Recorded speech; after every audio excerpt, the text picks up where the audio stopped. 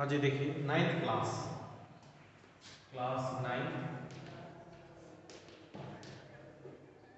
Poetry section है आपके।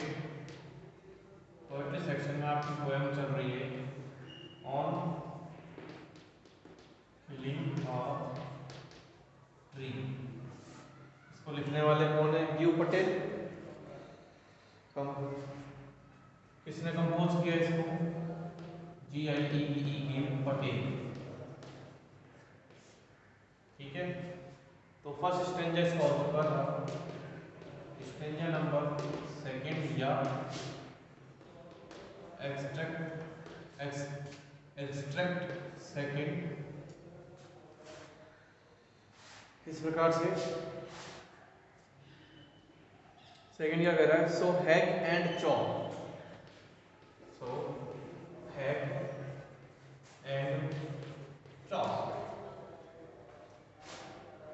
but this alone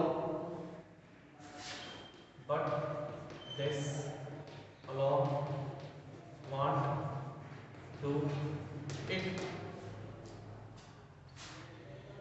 Not so much pain,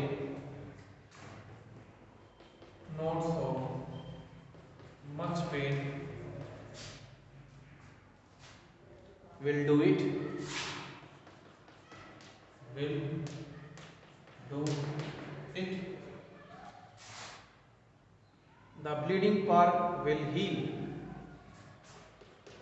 the bleeding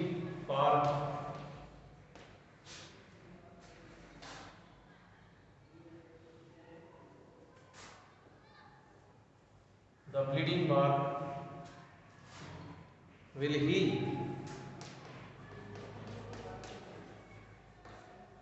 उसके बाद and from close to the ground, and from close to the ground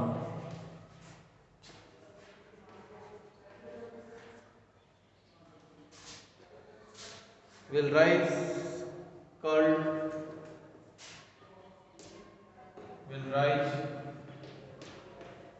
curled green twigs, green twigs, miniature bugs, miniature bugs,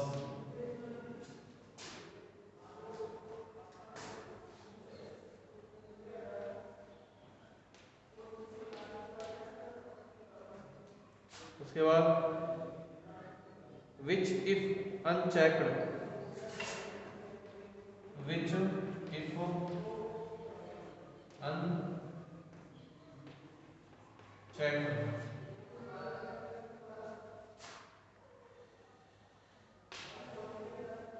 will expand again, will expand again to former size, to former size। ये आपके second stanza है। ठीक है, इसके बारे में क्या लिख रखा है? हैक का मतलब होता है तेज प्रहार करना, तेज प्रहार करना। चॉप का मतलब होता है काटना, टुकड़ों में, टुकड़ों में काटना। But this alone won't do it. उसके बाद ब्लीडिंग, खून निकलना, खून निकलना, खून निकलने के बाद है आपके बार्क यानी छाल। बार्क का मतलब होता है पेड़ की छाल, hard part of, upper hard part of the stem. Heal यानी स्वस्थ होना, हील यानी स्वस्थ होना।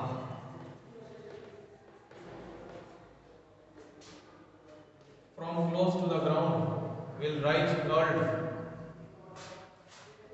टेढ़ी मेढ़ी बल खाती यानी घुंघराले या बल खाती,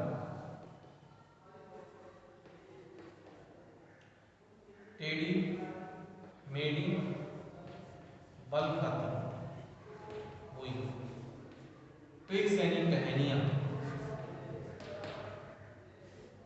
मिनिएचर यानी छोटा रूप, छोटे रूप में, बग्स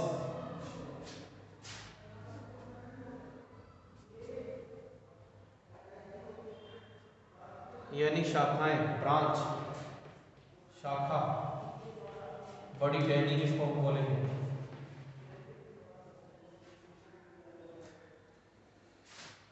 फिर उसके बाद है आपके अनचेक्ड, ना ना रोकना, नहीं ना रोकते हुए, फैलना, एक्सपेंड, फॉर्मर पूर्व, साइज आकार।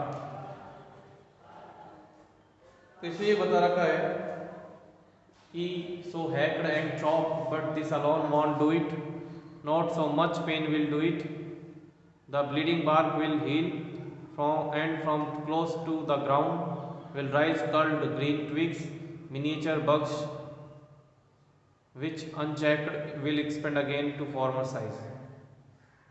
तो इसमें बताया हुआ है कि अतः कि इसलिए इसको तेज प्रहार करके टुकड़े टुकड़े कर दिया जाता है, लेकिन क्या ये इतने भर से but this alone won't do it, क्या सिर्फ परंतु इतने से कुछ होगा, ठीक है। बहुत तेज प्रहार करने से इसके टुकड़े टुकड़े अगर हम कर देते हैं तो इतने भर से कुछ होगा, बताइए। Not so much pain will do it, इससे इसको अधिक दर्द नहीं होगा, इससे इसको अधिक दर्द नहीं होगा। जो ब्लीडिंग बार्क विल हील, भाई जो आपने इसके टुकड़े टुकड़े कर दिए ऊपर से, जिसमें से इसके खून निकलता है, क्योंकि वैज्ञानिकों ने माना है कि ये सजीव है और सजीव है तो दर्द जरूर होता है पेड़ के, लेकिन इसकी ब्रांचेस को काटने ऊपर से काटने से जो इसकी ब्लीडिंग होगी, जो छाल है वो दोबारा से स्वस्थ हो जाएगी। और and from the close to the ground, और वापस से ये जो धरती के निकट होकर, जो धरती के भूमि के निकट के स्थान से फिर से टेढ़ी मेढ़ी बल खाती, धरती के निकट स्थान से ये दोबारा से उठ जाएगा, टेढ़ी मेढ़ी बल खाती टहनियां निकल उठेंगी, छोटे रूप में जो शाखाएं हैं वो बड़ी शाखा में बदल जाएंगी, यदि इसे नहीं रोका गया तो दोबारा फैल जाएगा अपने पूर्व की आकार में, अपने पूर्व आकार में इसको ये फैल जाएगा।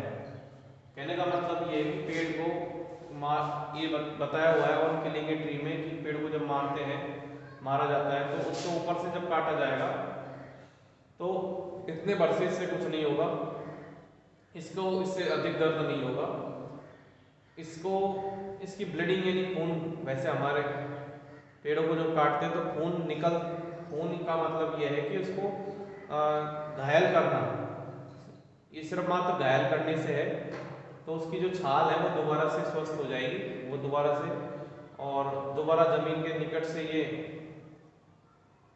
टेढ़ी मेढ़ी बल खाती टहनियां निकलेंगी छोटे रूप में, और फिर ये बड़ी रूप में शाखा बदल जाएगी, और यदि इस प्रकार इसे रोका नहीं जाता है तो वापस से ये अपने पूर्व की साइज में आ जाता है। हम देखते हैं कि घर में जो पेड़ पौधे होते हैं, हम उनको जब बढ़ जाते हैं जिसमें साइज उन घर में या फिर उन गार्डन्स में, या फिर जो बकरी चराने वाले होते हैं, ये क्या करते हैं, पेड़ों की पत्तियों को, टहनियों को काट देते हैं, और हम भी क्या करते हैं गार्डन के अंदर ही जो टेढ़े मेढ़े पेड़ हो जाते हैं इनको हम हल्का फुल्का छाड़ देते हैं। इससे पेड़ मरता नहीं है, बल्कि दोबारा से इसकी टहनियाँ वापस निकलकर बाहर आ जाती हैं। अब देखिए explanation.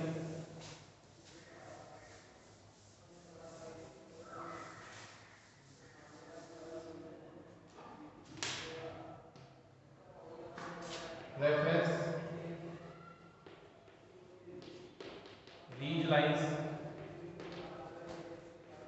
have been taken from the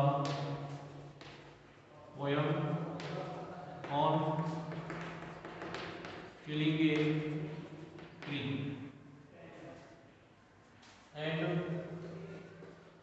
composed by the poet Dev Patel. ठीक है, ये आपका रेफरेंस है, इसका आपको 1 नंबर मिलेगा। उसके बाद हम लेते हैं context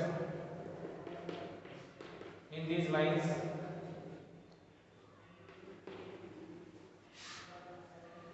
in these lines the poet is telling about how to kill a tree.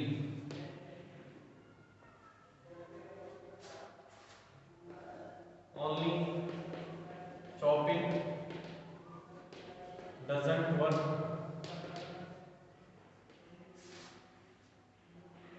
To kill a tree completely.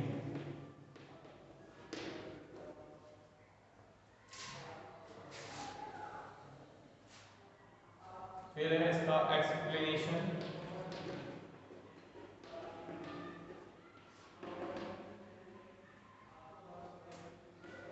The poet presents a beautiful description about killing a tree.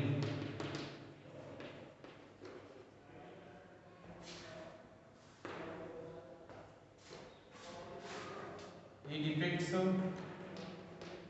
that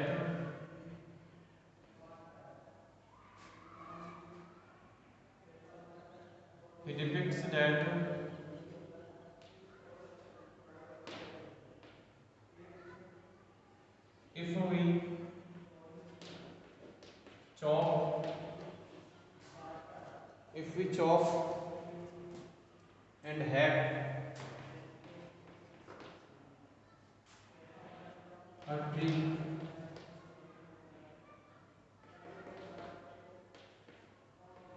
it does not work.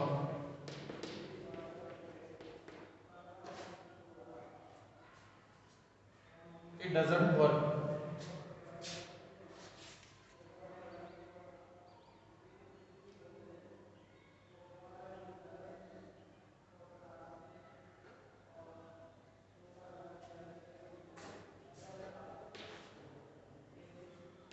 The tree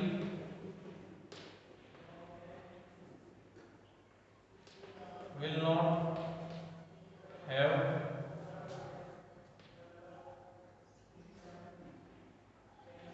any will not have much pain.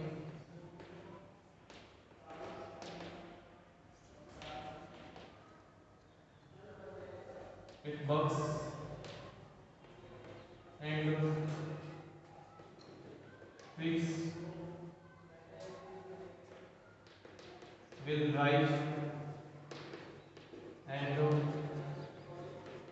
develop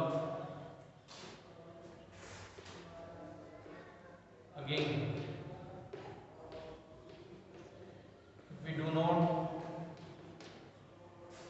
check it,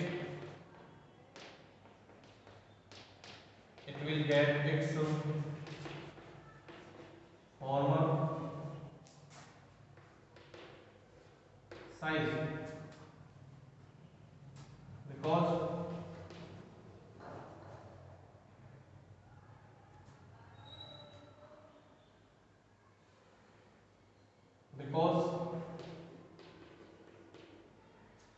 to cut and remove the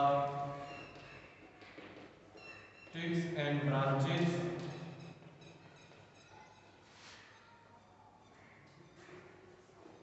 of a tree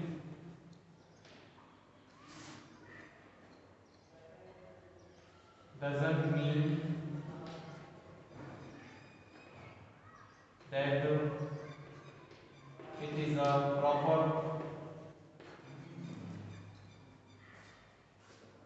killing of it.